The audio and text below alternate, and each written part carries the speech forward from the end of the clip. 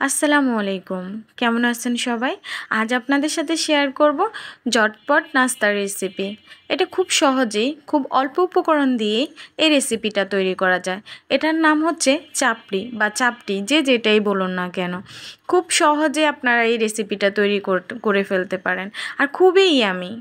তো যারা আমার ভিডিওগুলো দেখেন প্লিজ সাপোর্ট করবেন। আপনাদের সাপোর্টটাই আমাকে এগিয়ে নিয়ে যাওয়ার সাহস দেয়।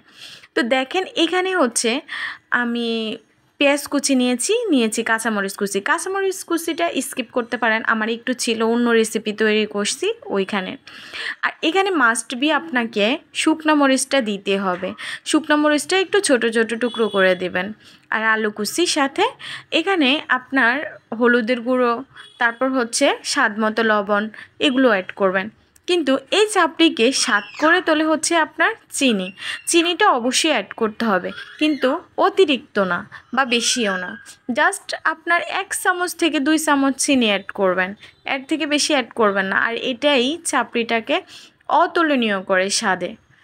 তো এই সবগুলো উপকরণ নিয়ে এখানে হচ্ছে আমি দিয়ে দিচ্ছি আটা। আপনারা আটা ময়দা যে যেটা বাসায় থাকবে ওইটাই অ্যাড করতে পারেন। তো এখানে আমি আমার যে মেজারমেন্টটা এটা খুবই ছোট, এমনিতে হবে 1-1.5 কাপ হবে। যাই হোক, মেজারমেন্ট আপনাদের অনুযায়ী দিবেন। আসলে আমি মেজারমেন্ট দিতে চাই না, কারণ মেজারমেন্টে আমি দেখি অনেক মিস্টেক হয়। তো দেখেন এখানে হচ্ছে আমি একটু একটু করে পানি দিয়ে দিচ্ছি।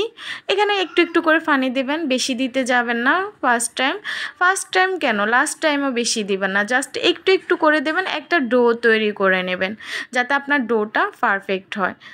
তো দেখেন আমি কিভাবে ডোটা তৈরি করে নিচ্ছি।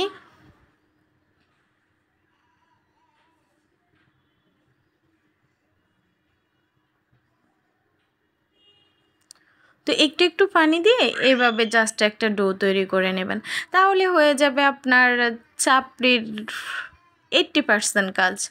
আর এটা আমি আসলে যখন আপনার পড়ালেখা করার জন্য ফ্যামিলি ছাড়া একা ছিলাম, তখন এই চাপড়িটাই আমার বেশি খাওয়া হতো। কারণ তখন ঝামেলা করবে কি, শর্টকাট যেটা পারতাম ওটাই খেয়ে নিতাম। তো তখন থেকে এটা আমার খুব ফেভারিট হয়ে ওঠে। এখন আর ওইভাবে খাওয়া হয় না, হয়তো ভিডিও দেওয়ার জন্যই অনেক দিন পর তৈরি করেছি। সত্যি অনেক ভালো লাগছে। আপনাদেরকেও বলবো যে একবার হলেও ট্রাই করবেন। তো এখানে আমি চুলায় প্যান বসিয়ে দিয়েছি সাদা তেল। তারপর হচ্ছে যখন গরম হয়ে আসছে তখন এই যে দেখেন এইভাবে আমি চাপড়ির ডোটা দিয়ে দিয়েছি আর চামচ দিয়ে একটু ছড়িয়ে দিচ্ছি। তো চারদিকে ছড়িয়ে আমি একটু জাস্ট হয়তো কড়াইয়ের মাপে বড় করে নিয়েছি। আপনারা আপনাদের ইচ্ছে অনুযায়ী শেপ দিয়ে নেবেন। এটা যে মানে একই ডিজাইনের শেপ হতে হবে এমন কোনো কথা নেই। তো দেখেন এভাবে শেপ দিয়ে তারপর আমি এটাকে ঢাকনা দিয়ে রেখেছি। আগুনটা অবশ্যই লো মিডিয়ামে রাখতে হবে, হাই হিটে টোটালি দিতে যাবেন না, তাহলে চাপড়িটা মসমসা হবে না। দেখেন এক পার্ট আমার অনেকটা ফ্রাই হয়ে গেছে, তাই আমি এটাকে উল্টিয়ে দিয়েছি। আমি আবারও অপেক্ষা করতেছি আরেক পার্ট হওয়ার জন্য। দেখেন আমার চাপড়িটা রেডি।